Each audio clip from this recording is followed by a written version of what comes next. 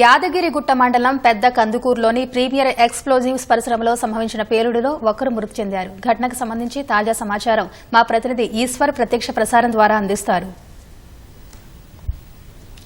యాదాద్రి భువనగిరి జిల్లా యాదగిరిగుట్ట మండలం పెద్ద కందుకూరులో ఉదయం 9:30 గంటల సమయంలో భారీ పేలుడు సంభవించింది.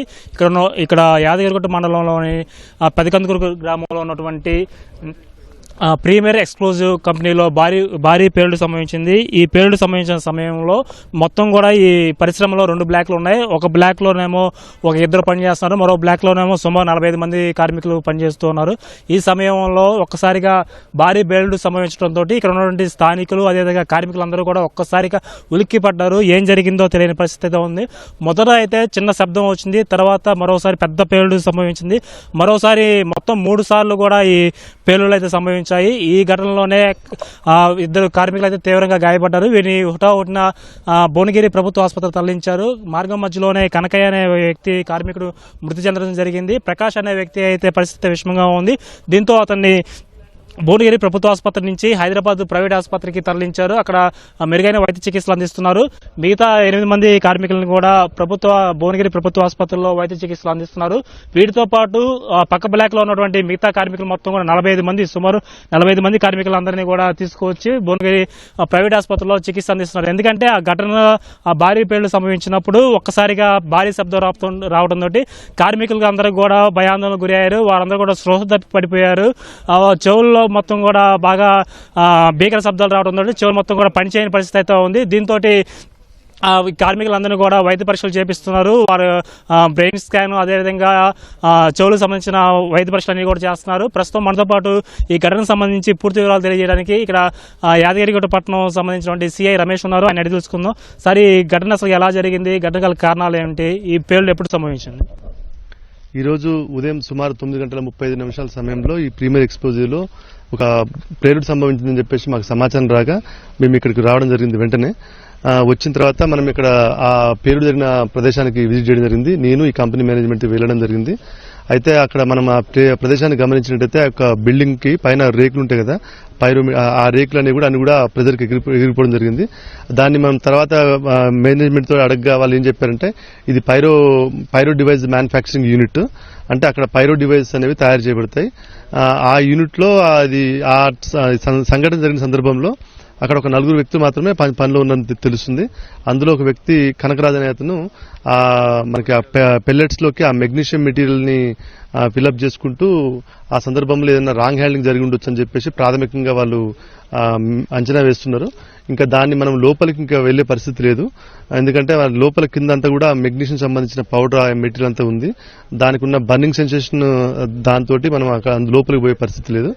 ఇంకొంచెం సేపు అయిన తర్వాత మన కూలింగ్ పీరియడ్ అయిపోయిన తర్వాత మనం క్లూస్ టీమ్ సహాయంతో లోపలికి వెళ్లి మనం ప్రాపర్ గా పంచనామా చేసుకుంటూ ఆ యొక్క క్లూస్ మనం ఏదైతే మెటీరియల్ ఉంటుందో ఆ మెటీరియల్ అంతా కూడా కలెక్ట్ చేయడం జరుగుతుంది. దాన్ని మేము ఫోరెన్సిక్ ల్యాబ్ పంపించిన తర్వాత దాన్ని ఒక టెక్నికల్ గా అన్ని రకాలుగా కూడా మేము సీనియర్ ఆఫీసర్స్ యొక్క సలహాలు తీసుకుని పూర్తి స్థాయిలో కూడా దర్యాప్తుని ఖచ్చితంగా దర్యాప్తు చేసి ఆ యొక్క యాక్చువల్ రీజన్ ఏందనేది మేము ఫైండ్ అవుట్ చేస్తాం. ఇప్పుడున్న సమాచారం అయితే ప్రాథమికంగా మనం ఆ మేనేజ్మెంట్ చెప్తున్న సమాచారం తప్ప మనం దాన్ని టెక్నికల్ గా అప్రూవ్ చేసే ఇది లేదన్నమాట. మనకి కనకరాజు ఇక్కడ మృతి చెందారండి, మార్గ మధ్యలో చనిపోయారు, అదే అక్కడ వైద్య చికిత్స పొందుతూ చనిపోయారు. కనకరాజు మనకు ఆ మార్గ మధ్యలోనే చనిపోయడం తెలుస్తుంది. అప్పటికే అతనికి ఇంజురీస్ బాగానే ఉన్నాయి. అతను ఎందుకంటే డైరెక్ట్ అతనే హ్యాండింగ్ చేస్తుంది కాబట్టి అతనికే ఫస్ట్ ఇది జరిగింది. సో దాంతో మనకి చనిపోవడం జరిగింది. మిగతా వాళ్ళలో ఒక అతను ప్రకాశ్ నుండి అతనికి చేతులకి కాలిన గాయాలు జరిగినాయి, కొంచెం ఫేస్ కూడా కాలిన గాయాలని. మిగతా ఇద్దరికైతే మామూలు గాయాలే ఉన్నాయి. కాకపోతే ఆ సందర్భంలో కొంచెం షాక్ వేవ్స్ రావడంతో చాలా మంది పక్కన ఉంటున్న వర్కర్స్ కూడా ఏంటంటే ఆ చెవులన్నీ కూడా కొంచెం షాక్స్ కి దిమ్మేసినట్టు అయిపోయినాయని చెప్పేసి వాళ్ళు కంగారు పడడం జరిగింది. వాళ్ళని కూడా ఈ ప్రీమియర్ ఎక్స్ప్లోజివ్ మేనేజ్మెంట్ వాళ్ళు భువనగిరి పంపించి వాళ్ళు ట్రీట్మెంట్ ఇప్పిస్తున్నారు. ఇప్పటి వరకు మీ పరిశీలనలో ఇక్కడ సేఫ్టీ మెజర్మెంట్స్ అన్ని బాగానే ఉన్నాయా, అన్ని అనుకూలంగా కరెక్ట్ గానే ఉన్నాయా? ఇప్పుడు అంటే మేము తరచుగా అప్పుడప్పుడు వచ్చి మేము ఇక్కడ చెక్ చేయడం జరుగుతుంది. మా ఏసీపీ గారు దీనికి అథారిటీ ఉంటుంది, చెక్ చేసే అథారిటీ ఉంటుంది. ఏసీపీ గారితో పాటు మేము కూడా వచ్చి అప్పుడప్పుడు ఇక్కడ విజిట్ చేస్తుంటాము. కాకపోతే ఇక్కడ మనం ఆ బిల్డింగ్ లోపలికి పోతే గానీ అందులో ఏం జరిగింది అనేది తెలియదు.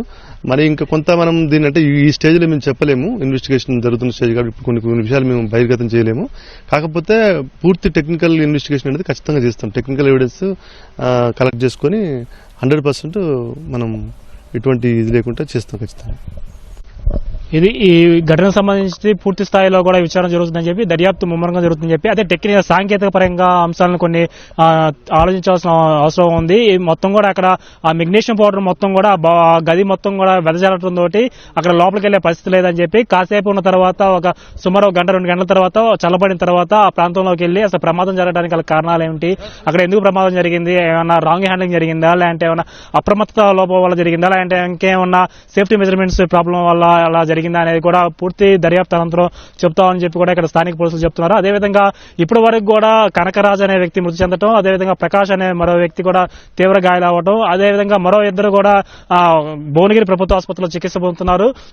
ఇంకా సుమారు 45 మంది కూడా కార్మికులందరూ కూడా వారికి వైద్య పరీక్షలు నిర్వహిస్తున్నారు. కొంతమందికి చెవుల్లో నుంచి రక్తం వచ్చినట్లు, బాగా శబ్దాలకు విని శబ్దబేరి కూడా దెబ్బతిన్నట్లు కూడా చెప్తున్నారు. అదేవిధంగా మిగతా వాళ్ళు కూడా వైద్య పరీక్షలన్నీ కూడా నిర్వహిస్తున్నారు. వీటితో పాటు ఈ ఘటన జరిగిన వెంటనే ఇక్కడ ఉన్నటువంటి స్థానిక ఎమ్మెల్యే ప్రభుత్వ వైపు బేర్ల ఐలయ్య కూడా ఘటనా స్థలానికి చేరుకొని ఘటన గల కారణాలు ఏంటి, ఆ ఘటన ఎలా జరిగింది అనే వివరాలు కూడా సేకరించారు. తర్వాత మృతుడి కుటుంబానికి కూడా తగిన న్యాయం చేయాలని చెప్పి కూడా యాజమాన్యానికి సూచించారు. అదేవిధంగా ఇలాంటి ఘటనలు మరోసారి పునరావృతం కాకుండా కూడా తగిన చర్యలు తీసుకుంటామని, ఈ విషయాన్ని ప్రభుత్వం దృష్టికి తీసుకెళ్లి ఎక్కడ ఎలాంటి ఇబ్బంది లేకుండా మరోసారి ఇలాంటి ఈ విషయాలు మరోసారి పునరావృతం కాకుండా చర్యలు తీసుకుంటామని చెప్పి కూడా బేర్ల ఐలయ్య చెప్పారు. అదేవిధంగా మాజీ ఎమ్మెల్యే గొంగిడి సునీత కూడా ఘటనా స్థలానికి చేరుకున్నారు. ఇక్కడ ఉన్నటువంటి కార్మికులతో మాట్లాడారు.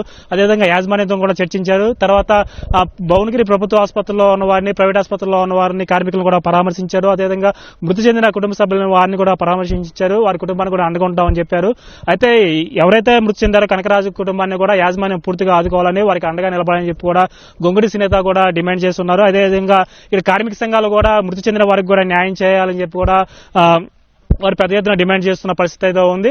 మొత్తంగా కూడా ఉదయం 9:30 నుంచి కూడా ఈ ప్రాంతం మొత్తం కూడా భయాందోళనకు గురైందని చెప్పుకోవచ్చు. ఎందుకంటే ఈ చుట్టుపక్కల మొత్తం కూడా సుమారు 5 గ్రామాలు ఉన్నాయి. ఒక్కసారిగా భారీ పేలుడు సంభవించడంతో ఇక్కడ పనిచేస్తున్నటువంటి కార్మికులు, అదేవిధంగా చుట్టుపక్కల ఉన్న 5 గ్రామస్తులు కూడా భయాందోళనకు గురయ్యారు. ఈ శబ్దం ఎందువల్ల వచ్చింది, అసలు ఎందుకు పేలింది అనేది కూడా ఇప్పుడు కూడా ఇంకా దీనిపైన పూర్తి వివరణ రాకుండా ఇక్కడ గ్రామస్తులందరూ కూడా ఆందోళన చెందుతున్నారు. దీనిపై ముమ్మరంగా దర్యాప్తు చేస్తున్నట్లు కూడా పోలీసులు తెలియజేస్తున్నారు. ఇది ఇక్కడ ఉన్నటువంటి తాజా సమాచారం. Over to studio.